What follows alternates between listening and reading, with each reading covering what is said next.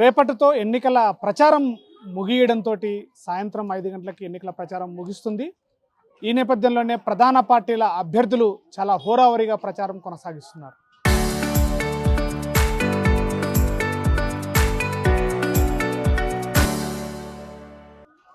మహబూబ్ నగర్ కార్పొరేషన్లో బీజేపీ అగ్రనాయకుల సైతం ప్రచారం కొనసాగిస్తున్న పరిస్థితి. 20వ డివిజన్లో బీజేపీ కార్పొరేటర్ అభ్యర్థిగా కిరణ్ కుమార్ రెడ్డి గారు ప్రస్తుతం ప్రచారం ముమ్మరం చేశారు. అదేవిధంగా ఓటర్లను కూడా బీజేపీ వైపు మలచే ప్రయత్నం కొనసాగుతుంది. అటు కేంద్రం నిధులు తీసుకొచ్చి మహబూబ్ నగర్ కార్పొరేషన్ అభివృద్ధి వైపుగా నడుస్తామని చెప్పేసి కిరణ్ కుమార్ రెడ్డి గారు ప్రస్తుతం మనతో ఉన్నారు. వారితో మాట్లాడే మరిన్ని విషయాలు తెలుసుకునే ప్రయత్నం చేద్దాం. చెప్పండి కిరణ్ కుమార్ రెడ్డి గారు, ఎట్లా ఉంది ప్రచారం? బీజేపీ అటు ప్రధాన పార్టీ, కేంద్ర పార్టీ, అటు కాంగ్రెస్, అటు టీఆర్ఎస్ ఉడక ప్రధానంగా పోటీదారులు ఉన్నారు. ఎట్లా చూస్తారు ఈ ఎన్నికలు? ఈ కార్పొరేషన్ డివిజన్లో ఎట్లా ఉన్నారు? వార్ వన్ సైడ్ అయిపోయింది. అంటే ప్రజలందరూ కూడా చాలా ఆవేశంలో ఉన్నారు, ఆవేదనలో ఉన్నారు. అరే ఎన్నిసార్లు వీళ్ళతోటి మోసపోవాలి?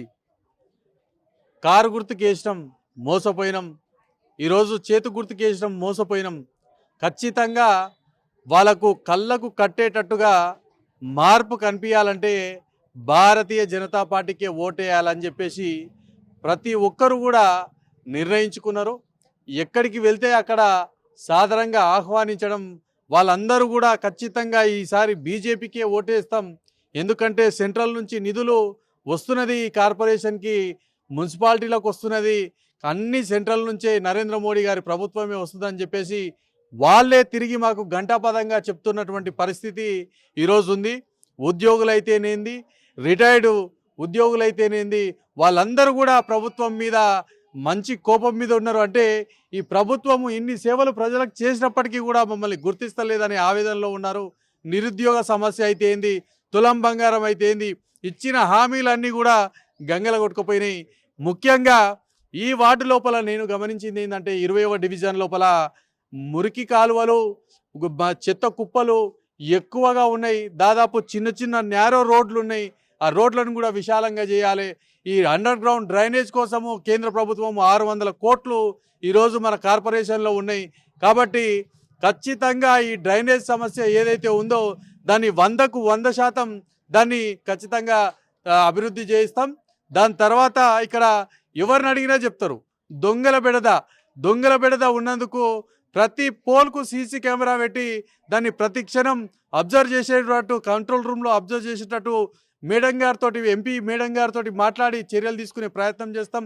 దాని తర్వాత ఇక్కడ ఉన్నటువంటి ఇంకో సమస్య లోపల ప్రధాన సమస్య ఏంటంటే ఇక్కడ మన మౌలాలి గుట్ట కిందికెళ్ళి చిన్న బండ్లు మాత్రమే అవుతాయి. అండర్ పాస్కి వెళ్ళి అక్కడ వాళ్ళు పెద్ద వెహికల్ పోవడానికి మాకు అవకాశం కల్పించాలి. అక్కడ రైల్వే డిపార్ట్మెంట్ వాళ్ళతోటి మాట్లాడమని చెప్పారు. అది కూడా ఓన్లీ బీజేపీ తోటి అవుతుంది. ఈరోజు రాష్ట్ర ప్రభుత్వం అప్పుల పాలైపోయింది, తెలంగాణ మొత్తం కుంటుపడిపోయింది. అభివృద్ధి కావాలంటే ఖచ్చితంగా బీజేపీ నుంచే సాధ్యం అని చెప్పేసి ప్రజలందరూ చెప్తున్నారు. మాకు నిజంగా అసలు మాకు చాలా సంతోషంగా ఉంది. ఇన్ని రోజులకు భారతీయ జనతా పార్టీ నిజమైనటువంటి ప్రజల గురించి ఆలోచించే పార్టీ అని చెప్పేసి ఈరోజు జనాలందరూ అర్థం చేసుకొని ఈరోజు మేయర్ స్థానం కూడా ఖచ్చితంగా బీజేపీకే వచ్చే అవకాశం 100కి 100% ఉందని చెప్పేసి నేను తెలియజేస్తున్నా. అంటే కార్పొరేషన్ ఎన్నికల్లో అటు రాష్ట్రంలో బీజేపీ లేదు, ఈ కార్పొరేషన్ ఎన్నికల నిధుల కోసం ఢిల్లీ పోయి అడగాలని చెప్పేసి మిగతా పార్టీల నాయకులు అంటున్నారు. రాష్ట్రంలో ఉన్నది కాంగ్రెస్తోనే సాధ్యమవుతుందని చెప్పేసి కూడా కాంగ్రెస్ పార్టీ నాయకులు అంటున్నారు. దీనికి ఏం చెప్తారు? వాళ్ళకు వచ్చేవే అబద్ధాలు.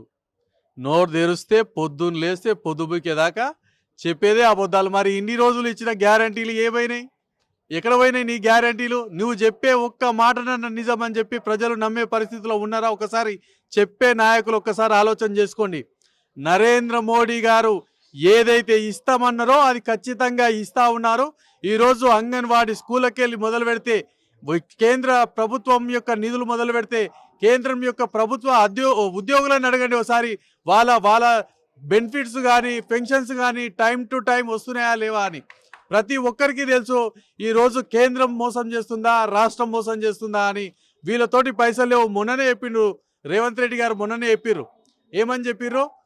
వాళ్ళు ఖచ్చితంగా నరేంద్ర మోడీ గారు ఈ దేశానికి ప్రధానమంత్రి, అరుణమ్మ గారు ఈ పార్లమెంటుకు ఎంపీ, ఖచ్చితంగా వాళ్ళు నిధులు అడగాల్సిందే, వాళ్ళని ఒకటికి 10 సార్లు వాళ్ళతోని పోయి అడుక్కొని తేవాల్సిందే అని చెప్పేసి మొన్ననే చెప్పిర్రు. వీళ్ళు ఏదో గలీలో తిరిగి మేమే తెస్తాం అంటే పైన ఇచ్చేది భారతీయ జనతా పార్టీ. ఈరోజు సర్పంచులకు కూడా డైరెక్ట్ సర్పంచ్ అకౌంట్లో పడిపోతున్నాయి. అందరూ కూడా ఆ ఊరు లోపల గ్రామ సభలు పెట్టుకొని తీర్మానం చేసుకొని పైసలు బయటికి తీసేటటువంటి పరిస్థితి ఉంది. స్టేట్ చేతులకు ఏం లేదు, స్టేట్ చేతిలో ఏది పోదు, డైరెక్ట్ ఏదైతే ఉన్నాయో అది కార్పొరేషన్లో పడతాయి. కార్పొరేషన్ నుంచి అందరూ తీర్మానం చేసుకొని అభివృద్ధి నిధులు కేటాయిస్తారు. రాష్ట్ర ప్రభుత్వ ఇన్వాల్వ్మెంట్ అనేది దీనిలో ఉండదు.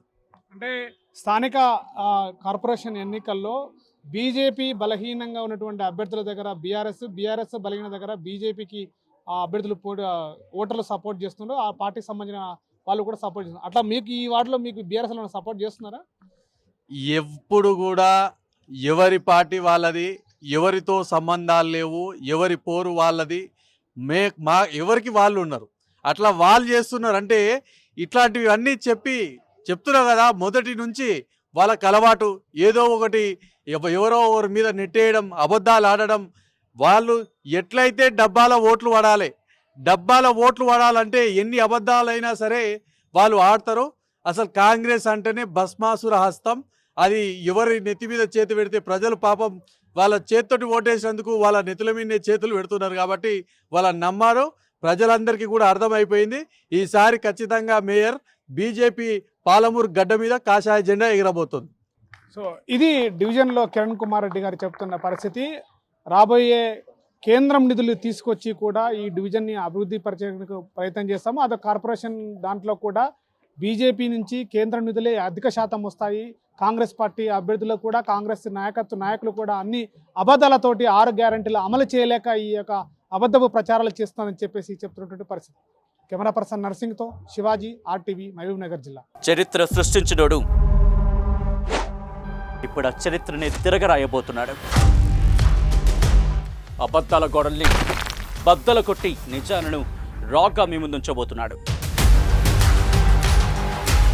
నిజమైన వార్తల కోసం వెంటనే డౌన్లోడ్ చేసుకోండి రా యాప్ని.